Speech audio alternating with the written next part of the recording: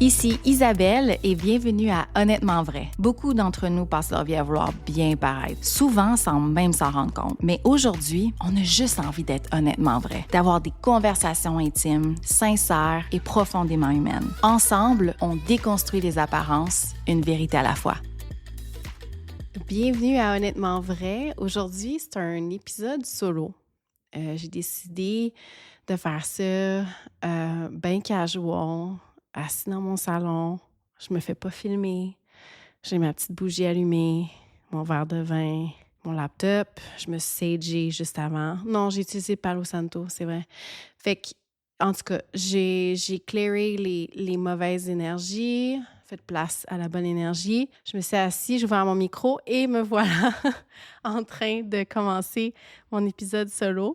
J'ai fait un petit rituel avant, tu sais. C'est ça. En fait, je voulais aborder un sujet qui est très chaud, très hot sur les réseaux sociaux. Puis peut-être que vous avez peut-être une petite idée d'après... Ben là, quand tu as vu le titre, tu as sûrement t'as compris. Mais si tu me suis sur les réseaux sociaux, ben, tu as sûrement vu que j'étais très hypée sur le sujet. Je partageais beaucoup quand même de contenu sur ça. Et c'est l'article de Vogue qui, dans le fond, ça s'intitule « Is having a boyfriend embarrassing now? » En français, est-ce que c'est rendu gênant d'avoir un chum? Oui, c'est une phrase choc. C'est dramatique. C'est confrontant. Ça divise. C'est quand même drôle, mais en arrière de ça, ce qu'on voit véritablement, c'est un shift qui est en train de se faire. Je ressens, surtout par rapport à ma vie personnelle, j'ai recommencé à dater, ma séparation, mes anciennes relations. Tu sais, je suis capable de, entre parenthèses, relate, de comprendre le pourquoi de ce mouvement-là. Ça résonne énormément avec moi. Puis je comprends aussi pourquoi ça peut résonner avec autant de femmes. Mais c'est ça, c'est un mouvement qui est en train de se créer. Et oui, c'est peut-être alarmant pour des sexologues ou pour la société en général parce que c'est en train de diviser, en fait, de faire une division entre les hommes et les femmes. Mais je pense moi, en fait, ce que je veux, c'est vraiment d'aller parler de ce que j'en pense, mais aussi d'aller creuser derrière ça, de comprendre d'où ça vient, puis de faire des parallèles avec ma vie. Puis sûrement que ça peut peut-être faire du sens pour vous aussi. Le texte de Vogue, ça a été écrit par Chanté Joseph à la fin d'octobre 2025. Quand elle commence l'article, elle fait référence à comment les gens les femmes, ils ont moins en moins envie de partager du contenu de leurs copains ou de leurs partenaires en général sur les réseaux sociaux. Puis c'est comme s'il y avait un désir en arrière de ça que ça fait longtemps, que ça perdure, qu'une femme ne devrait pas être définie à travers un homme. Et nous, on a été longtemps définis par une relation ou par les hommes. Et on appelle ça, elle a fait référence ici à Boyfriend Land, une époque où le fait d'être en couple, ça augmentait la valeur sociale d'une femme. Et en lisant ça, j'ai réalisé que c'est vrai. Je m'identifie à ça, je comprends ça. Le fait d'avoir un copain, c'est comme si ça augmentait ta valeur. Puis on dirait que c'est comme si on voulait absolument s'afficher, de montrer, de show off qu'on était en couple. Fait que dans le fond, tu sais, on est en train de sentir un chiffre. Puis je vais faire un lien avec l'épisode numéro 8 avec Sabrina Desjardins. Quand je l'avais invitée sur le podcast, moi, ce que je trouvais vraiment intéressant, c'était d'aller déconstruire l'idée que le célibat, c'est comme c'était en retard, comme c'était pas accompli, comme c'était pas choisi. D'être célibataire, c'est comme s'il me manquait quelque chose. Puis moi, je voyais plus ça comme j'aime comment Sabrina s'assumait dans la façon que, tu sais, était indépendante, qu'elle s'assumait dans son célibat, puis qu'elle avait pas, c'était pas une honte ou c'était pas comme je suis pas accomplie ou non, en fait, c'est ça que je veux. Puis je trouvais ça incroyable de mettre ça de l'avant puis de montrer aux autres femmes que, regarde, quand tu es célibataire, c'est pas que tu es not good enough ou que tu n'es pas assez bonne versus toutes les autres femmes qui sont en couple. Fait que je trouvais qu'il y avait une force derrière ça, un certain pouvoir, une certaine liberté aussi. Puis c'était vraiment, pour moi, c'était ça de mettre de l'avant dans cet épisode-là. Et là, on est en train de voir que c'est exactement ça. Le chiffre est en train d'aller vers là, que le célibat, ce n'est pas un échec. C'est pas un retard. C'est presque même une affirmation, mais c'est rendu que c'est ce qu'on aspire à être. C'est fou. C'est fou parce que c'est comme... Cet épisode-là est enregistré en juillet, puis là, on arrive à la fin octobre, puis on s'en va, on voit là, que ça prend de plus en plus d'ampleur. Fait que, tu sais, c'est ça, le célibat pour une femme aujourd'hui, c'est être libre, c'est s'assumer, c'est de se choisir. Fait que c'est pas être en retard, c'est pas être choisi. Puis ça, par exemple, ça, faut que j'en parle de pas être choisi. En ce moment, depuis que j'ai recommencé à dater, c'est comme le thème pour moi. C'est je veux pas être choisi, je veux choisir. C'est ça qui est différent de quand j'étais célibataire auparavant, avant ma dernière relation. C'était absolument comme un feeling intérieur de moi que je voulais absolument être choisie, je voulais être validée, je voulais que quelqu'un m'aime, je voulais juste que quelqu'un, dans le fond, me choisit et me valide. Et non le contraire. Je rencontrais quelqu'un, puis c'était même pas est-ce que moi je veux cette personne-là, est-ce que cette personne-là coche mes cases. Non, c'est est-ce que cette personne-là va m'aimer, est-ce que cette personne-là va me choisir.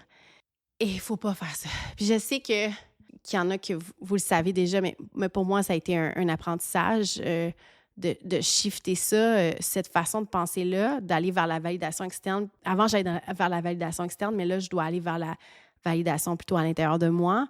Et là, c'est de faire le choix de dire « je choisis » et non « je me laisse choisir ». Fait que il y a ça aussi dans ce mouvement-là de se dire plutôt « je me choisis ». Puis ça m'a fait penser à... J'ai eu un flash en lisant l'article il y a 5-10 ans. J'allais poster... Dès que j'avais un copain, tu sais, c'était comme... Il fallait que je le poste sur les réseaux sociaux pour vraiment prouver que, regarde, moi aussi, je suis désirée, moi aussi, je suis accomplie, prouver ma valeur, d'être validée socialement, comme si être en couple, c'était la preuve ultime que j'avais de la valeur. Aujourd'hui, j'ai l'impression que, même, je me rappelle ma dernière relation, hairstylist qui faisait mes cheveux, elle m'avait dit, puis ça faisait 1 an que j'étais en relation. En plus, à ce moment-là, j'étais enceinte, mais je ne le savais pas. Puis elle me disait ça, c'était en janvier 2024. Ouais, c'est ça. Puis là, elle me dit, « Oh mon Dieu, tu t'es fait un copain récemment? » Puis là, j'étais comme, non. Non, ça fait longtemps. Je dis, ça fait 1 an. Et, ouais, ça fait presque 1 an. Puis elle me disait, « Oh mon Dieu, elle dit, c'est comme, je venais, c'est comme elle venait de le voir dans mes stories. » Puis c'était un peu ça, comme dans ma dernière relation, j'ai pas voulu le mettre de l'avant trop parce que ma relation précédente, je l'avais pas mal affichée, cette personne-là, dans mes vidéos YouTube, dans mes stories. Fait que dans le fond, quand je me suis séparée après, j'ai pas voulu show off trop la prochaine personne. Je voulais garder ça privé, comme très... puis je pense que c'est même très conseillé de pas trop partager sur les réseaux. Ça m'amène aussi à parler du sujet de l'hyper-indépendance, parce que Vogue le dit, la presse le dit dans son article, les sociologues le disent, les femmes sont plus fortes que jamais. On se sent vraiment forte, plus indépendante, mais on est aussi très fatigué. On a appris à se suffire, à être complète par nous-mêmes, à ne pas dépendre des autres, de ne pas dépendre des hommes surtout, mais ça vient aussi avec une pression de jamais de tenir le fort, de jamais avoir besoin d'un homme, de jamais demander, de toujours avoir l'image de la femme forte. Puis c'est vraiment, honnêtement, c'est d'avoir une charge émotionnelle constamment, là. Aussi, dans l'article de Vogue, elle parle aussi d'un phénomène qui commence à être de plus en plus présent sur les réseaux sociaux. C'est des femmes qui posent seulement, subtilement, des parties de leurs copains. dans le sens une main sur un volant ou juste une main derrière une tête. On voit quelqu'un qui est flouté dans une photo de mariage, de flouter ton fiancé. Bref, c'est fou à quel point que les femmes commencent de plus en plus à essayer de dissimuler de plus en plus leur partenaire, leur copain. Et c'est comme si ça voulait dire, je suis en couple, mais subtilement, je vais pas trop le montrer, puis en fait, c'est pas comme si c'était honteux, mais c'est un peu comme si tu voulais pas que ça prenne toute la place. Mais là, ça m'a fait penser j'ai eu un flash parce que au début de l'année, j'ai publié sur mon compte des photos d'un créatif de mariage que j'avais fait l'année d'avant, en 2024. J'étais à 14 semaines de grossesse, c'est ça qui est fou. Puis honnêtement, ça a pris longtemps avant que je publie ces photos-là parce que j'aimais pas comment j'avais l'air sur les photos. Parce qu'on s'entend, j'étais à 14 semaines de grossesse. Je venais de sortir de mon premier trimestre, mais personnellement, je me trouvais pas belle, ces photos. Je me trouvais puffy. J'étais puffy par les hormones. Fait que pour moi, en me regardant, je disais, c'est pas réellement moi. Puis je me sentais pas à mon meilleur. Je trouvais ça dommage parce que c'était tellement un beau créatif. Les gens qui étaient derrière ce créatif-là étaient tellement fines, étaient tellement talentueuses, mais c'est comme, pour moi, c'est comme je n'étais pas à la hauteur à cause de ma situation que j'étais enceinte, puis que j'étais poufie, puis j'avais pris du poids quand même assez rapidement au premier trimestre. Fait que, tu sais, je trouvais que je me sentais... En fait, je me sentais pas... C'est comme si je décevais par mon apparence. C'est ce qui est vraiment weird. Mais, écoutez, c'était vraiment un feeling que j'avais, puis c'est tout à fait normal parce que, en tout cas, bref, faire une histoire courte, quand t'es enceinte... disons que tu te reconnais plus et ça peut vraiment déstabiliser là, par rapport à ton estime. Quand tu prends du poids et tout, c'est une perte de contrôle totale. Fait que c'est ça, tu sais, ça a pris du temps avant que je poste ces photos, puis j'ai vraiment été très sélective sur quelles photos j'allais poster. Et ce qui est vraiment drôle, c'est que les 2 photos que j'ai publiées avec mon ex, parce que mon ex jouait le marié, c'était des photos qui étaient floutées. Fait qu'on voyait, c'était très blurry, là, c'était très... on voyait pas bien c'était qui l'homme. Et en fait, inconsciemment, je voulais pas le mettre de l'avant. Je voulais pas m'afficher avec lui. En fait, je sais que c'était un créatif de mariage, fait que c'était vraiment... très... c'était comme in your face qu'on est en couple. Là. Puis pourtant, on est en couple là, avec un enfant, mais je voulais pas le mettre de l'avant. Et en réfléchissant, j'ai compris un peu pourquoi, parce que dans ce moment-là, quand j'ai publié les photos, c'était à peu près vers 5 mois postpartum. Et c'était un moment où je me sentais très invisible. J'avais beaucoup ce sentiment-là d'invisibilité, surtout les premiers mois postpartum sont très difficiles. C'était très difficile aussi dans le couple. Il y avait beaucoup de tensions. J'ai quand même parlé de ça, là, de la période postpartum dans mes épisodes de maternité. Je trouvais ça... Moi, tu sais, je voulais publier les photos parce que je trouvais que c'était un beau créatif. Le concept était vraiment nice, mais vu que je me sentais invisible dans la relation, je voulais pas... On dirait que c'était comme s'il y avait une partie de moi qui se disait... Je veux être indépendante, je veux m'afficher, je veux réclamer mon identité. Et je voulais que ça soit centré sur moi et non sur le couple. Je voulais vraiment juste réclamer mon identité, surtout après avoir vécu une grossesse puis être en postpartum. C'était vraiment... on dirait que c'était comme une résistance, mais en même temps une petite rébellion. Puis inconsciemment, c'est ça que j'ai fait. Puis ça, je viens de me rendre compte que... Pourtant, j'étais en couple, mais je voulais vraiment pas publier des photos cute, quétaines de mariage. Excusez, quétaines dans le sens comme on fait semblant d'être mariés, là. Pas parce que c'est les créatifs en tant que tel, là. C'est vraiment l'idée derrière du côté cheesy, là, de genre, on se donne des bisous, puis on se colle, puis on fait semblant de se marier, là. C'était pas... Pour moi, c'était ça la partie cheesy. Fait que Ouais, ça m'a fait penser à ça. Il y a aussi dans l'article, ça a été abordé du fait qu'il y avait beaucoup de femmes qui étaient superstitieuses par rapport à le evil eye ou la peur d'exposer le bonheur, puis que ça se retourne contre eux, dans le fond. Je le comprends parce que faut faire attention avec le evil eye. Il y a des gens qui ils s'exposent trop. Puis oui, on peut penser que quand tu t'exposes trop en couple sur les réseaux, on peut penser que ça veut peut-être dire que ça va mal dans le couple. Ça ne doit pas tant bien aller. C'est une image que tu donnes sur les réseaux pour garder un peu comme la façade. Moi, comment je vois ça aussi, c'est quand que tu t'exposes trop, c'est comme si tu attirais trop les regards ou les mauvaises intentions des gens. Puis il y a peut-être des gens qui vont te souhaiter que des choses comme que ça chie, que tu te sépares, qu'il y a de quoi de mal qui arrive. Fait que, tu sais, il y a des gens qui ont des mauvaises intentions.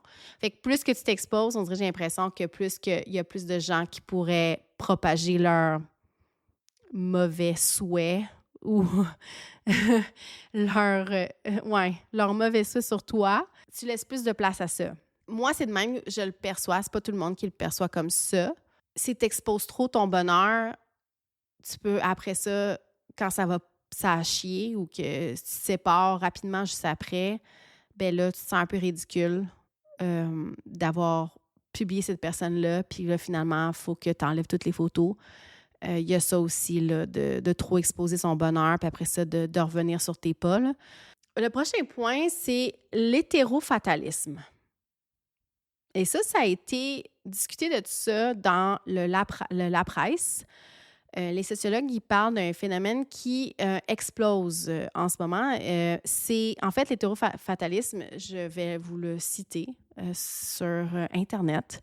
En fait, avant, ça s'appelait l'hétéropessimisme. Je ne savais pas. Devenu hétérofatalisme, a été inventé par Assa Seresin. Mon Dieu, j'espère que je n'ai pas scrappé son nom. Pour décrire le point de vue des femmes hétérosexuelles sur les relations amoureuses avec les hommes, mais surtout la gêne et l'humiliation liées au fait d'être hétérosexuel, de désirer des hommes, d'aimer les hommes, de poursuivre ce qui nous cause précisément de la douleur et de l'anxiété. Il faut faire attention avec ça, puis je pense que ça commence... C'est pour ça que je disais au début de l'épisode que ça peut diviser les hommes et les femmes. Et je sens, moi aussi, à l'intérieur de moi, que je m'en vais vers l'hétérofatalisme.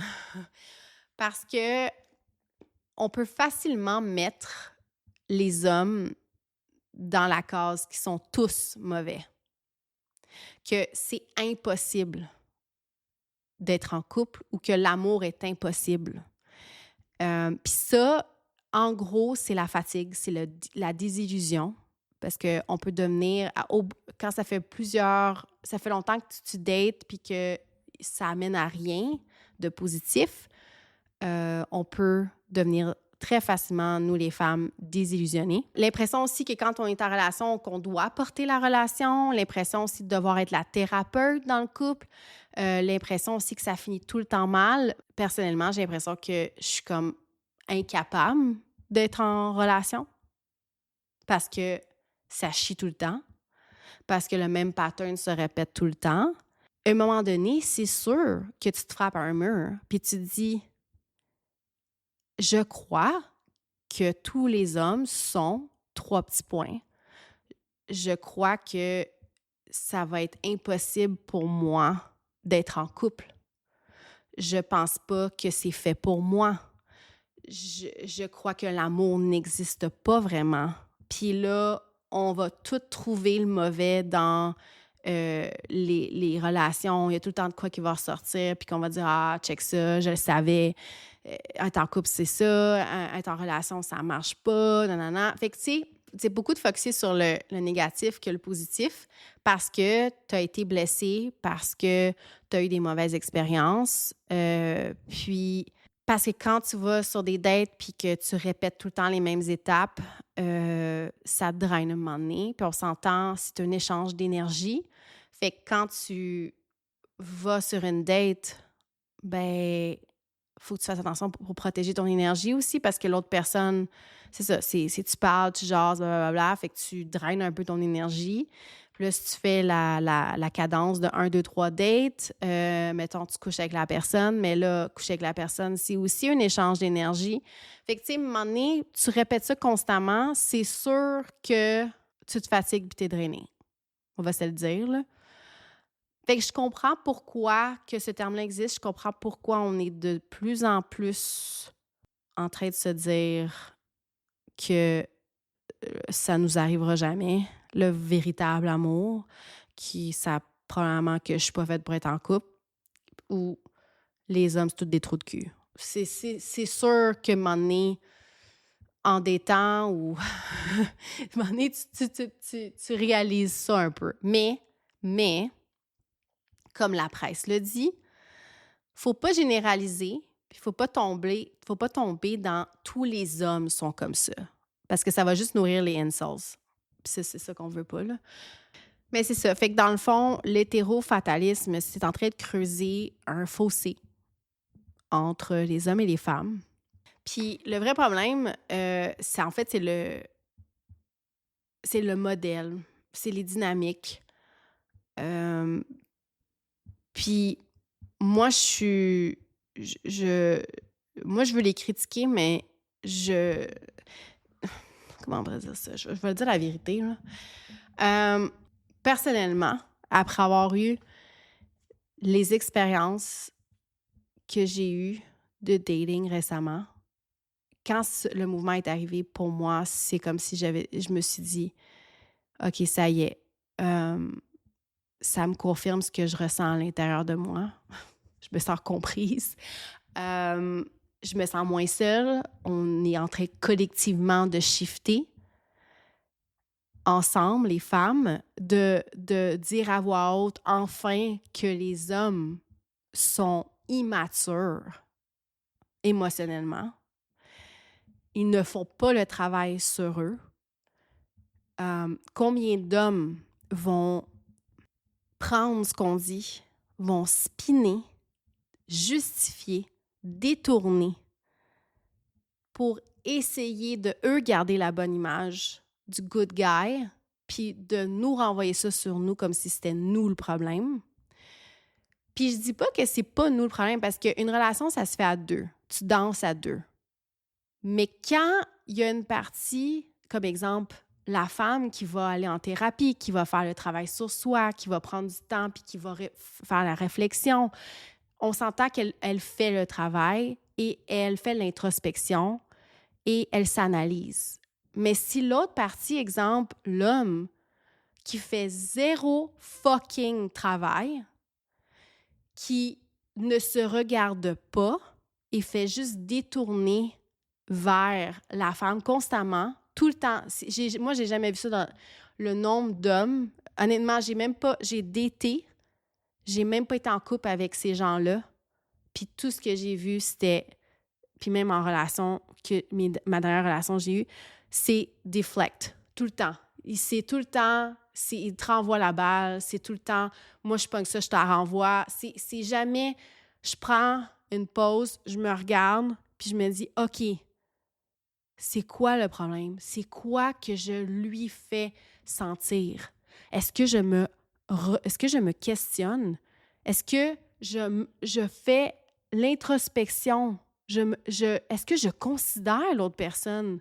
Comment je peux la faire sentir après ce qu'elle m'a dit? Parce que ça la dérangeait. Comment je peux la faire sentir mieux? Tu sais, il y a pas ça.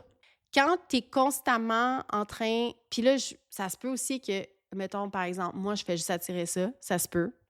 Mais je pense que il n'y a pas juste moi. Puis, je crois que il y a beaucoup de femmes à voir ça sur les réseaux, à voir les forums, même, les pages comme Are We Dating the Same Guy? On voit qu'il y a de plus en plus de femmes qui sont méfiantes, désillusionnées, en train de se dire, est-ce que tous les hommes sont immatures émotionnellement? Est-ce que tous les hommes sont des trous de cul finis? Est-ce que, tu sais, il y a pas juste, OK, ils cheat, etc. Tu sais, ils trompent. Il y a aussi le fait que Il y a des hommes qui sont juste pas matures émotionnellement. Puis, ils se font à croire qu'ils le sont, puis c'est ça qu'ils cherchent. Fais pas semblant, parce que ça paraît. Je veux dire, nous, on est intuitives, les femmes, fait que quand on voit des patterns ou des façons de faire d'un homme, on se dit comme, OK, clairement, cette personne-là, elle est pas... On le voit tout de suite, on voit les red flags, puis ça finit là. Mais ça arrive des fois que quand t'es pas conscient ou que tu n'as pas fait le travail ou ton moi avant, j'aurais pas capté les red flags assez rapidement. Aujourd'hui, je les capte assez rapidement, puis je te dirais que tous les hommes que je suis allée en date ont été catégorisés pas boyfriend material. Ça a pris peut-être entre 1 et 3 dates. Moins. À date, aucune personne n'a passé le test. Mais c'est plate. C'est plate, mais... Puis je dis pas ça parce que je cherche exactement une personne qui est boyfriend material. C'est que pour l'instant, juste à analyser la personne puis à regarder ses comportements puis comment elle se comporte, tout de suite, j'étais capable de savoir, OK, cette personne-là, je suis désolée à dire, mais cette personne est juste bonne à fourrer. Puis l'autre, elle n'est même pas capable d'être dans la catégorie boyfriend material, même si j'étais intéressée. Là. Je veux dire, c'est pas ça mon principal but en ce moment. Je sais, c'est pas de chercher quelqu'un je suis pas en train de chercher une relation sérieuse, mais je suis capable d'identifier une personne puis de voir est-ce qu'elle a potentiellement... Parce que ultimement, j'aimerais trouver la personne pour refaire ma vie.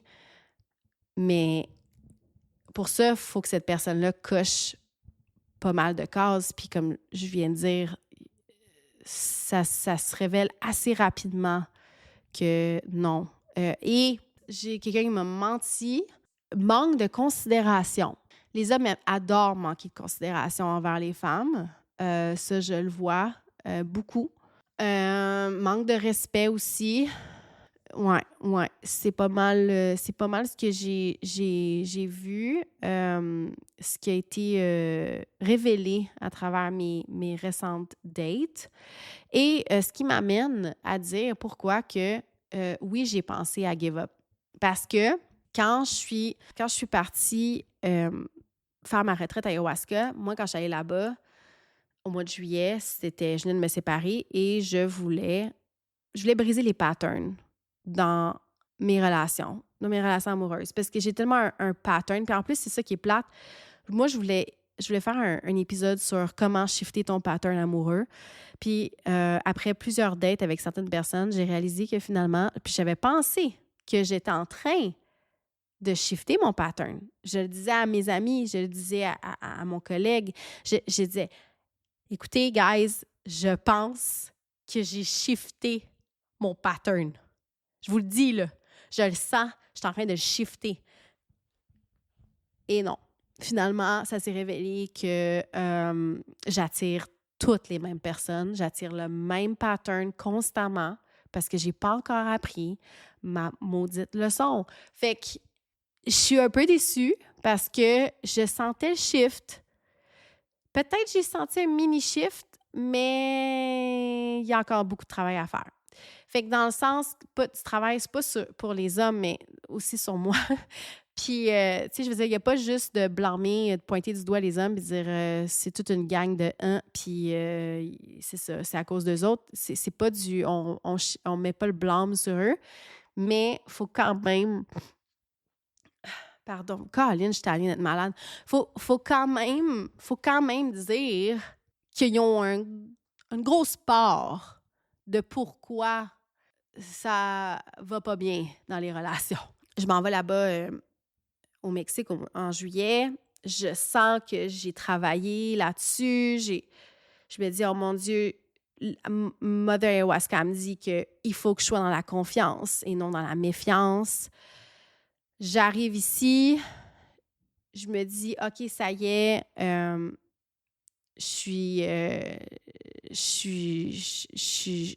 faut que je sois dans la confiance. Sinon, dans la méfiance, je suis tout dans la méfiance. Si je suis tout dans la méfiance, je vais tout le temps tirer ça. J'ai essayé d'être dans la confiance. Mais c'est ça, des fois, tu sais, mettons, je m'en vais sur la page Are We Dating the Same Guy? Puis je suis curieuse aussi parce que je veux quand même, je trouve ça important, la sécurité, se protéger. D'être au courant si jamais, je sais pas, si c'est un prédateur sexuel, whatever. Ça, je trouve ça important, cette page-là. Sauf que, petite parenthèse, ça, c'est pas la meilleure chose si tu veux être dans la confiance. Si tu veux attirer des bons gars. Parce que quand tu regardes ça puis tu fais juste consommer ce contenu-là, voir que les gars, c'est des trous de cul, qui trompent, qui mènent une double vie, etc., c'est sûr que tu vas t'attirer la méfiance. C'est sûr, là. Tu vibres ça, tu attires ça. Il faut faire attention avec des sites comme ça. C'est très bien dans la prévention, mais c'est comme une fine ligne où ce que tu peux tomber facilement dans la méfiance. Moi, j'étais ouverte. J'étais comme, je vais essayer d'être plus dans la confiance. Je vais essayer de ne pas catégoriser les hommes right away, de les laisser être ce qu'ils sont. Puis finalement, ça s'est révélé assez rapidement que j'attire encore le même pattern. Puis que j'ai l'impression qu'il y a une certaine image au début qui est montrée, comme si ça performe une image pour me plaire, puis que finalement le masque drop assez rapidement, parce que en fait, peut-être parce que je suis capable de déceler un petit peu plus rapidement, et je vois que finalement, c'est la même affaire. All over again. Tu penses que, oh mon Dieu, c'est peut-être un bon gars, peut-être que c'est comme, c'est différent de ce que j'attirais, puis finalement, tu réalises que manque de considération, manque de respect. Ah, bon, voilà, j'ai attiré la même affaire. Fait que c'est ça. Fait que j'ai pas pu faire un épisode sur comment shifter mon pattern amoureux parce que malheureusement, il a pas été shifté au complet. Même pas juste un 25 là. Il a été shifté genre 10 Mais bref, c'est ça. Ça m'a fait pousser à avoir la réflexion sur peut-être que je suis mieux seule. Puis en fait, tu sais quoi? Quand je suis seule, puis j'ai toujours remarqué que quand je suis célibataire, je me sens mieux que quand je suis en couple. Parce qu'en couple, on dirait c'est comme si en couple, ça te rapetisse. Parce que en couple, on dirait qu'il faut comme tu deviens plus petite, plus censurée, tu shines moins. On dirait que c'est comme ça a un effet sur ta lumière. Puis tu sais, même dans l'article, ça dit c'est comme si on vient plus beige. Puis je suis comme d'accord avec ça. On est comme une version diluée dans un couple. Célibataire, on dirait qu'on est plus... Moi, en tout cas, je me sens plus sociable, plus pétillante, plus vivante. On dirait que c'est toi réellement. Puis en couple, c'est comme si tu perds tes couleurs. Puis honnêtement, moi, je veux plus ça. Je veux plus être diluée. Je veux plus me faire petite. Je veux plus rapetisser ma lumière pour fitter avec quelqu'un que finalement, ça ne fitte pas. Puis que finalement, je suis déçue. Puis que finalement, ça chie. Puis que je suis comme, encore une fois, j'ai perdu mon temps. Ou les hommes vont toujours me blesser et me décevoir. Mais tu vois, quand j'allais faire ayahuasca, ma retraite, c'était exactement pour guérir ça. Guérir ce speech-là. Puis c'est ça qui est dommage parce que quand tu fais ayahuasca, oui, tu reviens, tu fais l'intégration. Toi, tu changes ta façon de voir les choses, ta perspective, mais ton environnement, il ne change pas. Fait que ce que j'essaie de dire ici, c'est que moi, je ne change pas les hommes. Là. J'arrive avec une nouvelle façon de voir les choses, avec une conscience, mais les hommes n'ont pas changé. Là. Puis crois-moi que ce n'est pas des gens qui vont aller faire ayahuasca ou qui vont même aller en thérapie. J'ai entendu ça, moi. Ah, j'ai pas besoin de thérapie. Ah, moi, j'ai daté une sexologue, j'ai pas besoin de thérapie. C'est ça qui est dommage parce que aller en thérapie, c'est tellement... Moi, je dis tout le temps que c'est un des plus beaux cadeaux que je me fais à chaque année. Puis ça l'aide tellement d'évoluer en tant qu'être humain, de mieux se comprendre, de faire des meilleurs choix, puis de juste se développer en tant que personne. Puis il y a du monde qui se croit au-dessus de tout ça.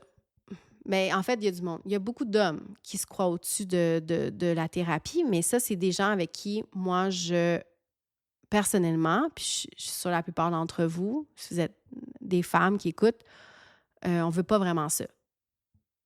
C'est important d'être en couple avec quelqu'un qui se regarde, qui est capable de faire de l'introspection. Cet article-là, c'est pas l'idée de cracher sur l'idée de couple, mais c'est aussi de mettre en lumière que ce qui est vraiment embarrassant, c'est l'inconsistance, la nonchalance, le manque de profondeur, l'immaturité émotionnelle, ça c'en est un gros, là, l'évitement et le manque d'effort de la plupart des hommes.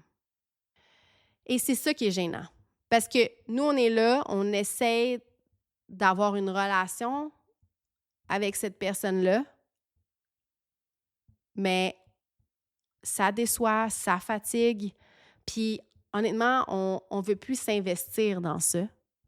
On veut un amour qui nous fait grandir et non qui nous rend plus petites. Bref, je vais finir avec la phrase de Vogue qui dit « Obviously, there's no shame in falling in love, but there is also no shame in trying and failing to find it or not trying at all. » Puis personnellement, moi, c'est là où j'en suis rendue dans ma vie. Aimer, c'est beau. Il n'y a rien de honteux ou embarrassant d'être en couple ou d'aimer. C'est vraiment beau. Être célibataire, c'est aussi beau. Chercher, recommencer, échouer, recommencer. Écoute, ça fait partie de la game. Il n'y a aucune honte à être en couple, à vouloir quelqu'un, à essayer, réessayer. Tout est valide, tout est correct. Il n'y a aucune honte non plus à se choisir puis à protéger sa lumière, à prioriser sa paix. C'est pas embarrassant d'avoir un chum. C'est avoir un chum qui fait en sorte que ça nous rend plus petites puis ça rapetisse notre lumière. Que ça, c'est embarrassant.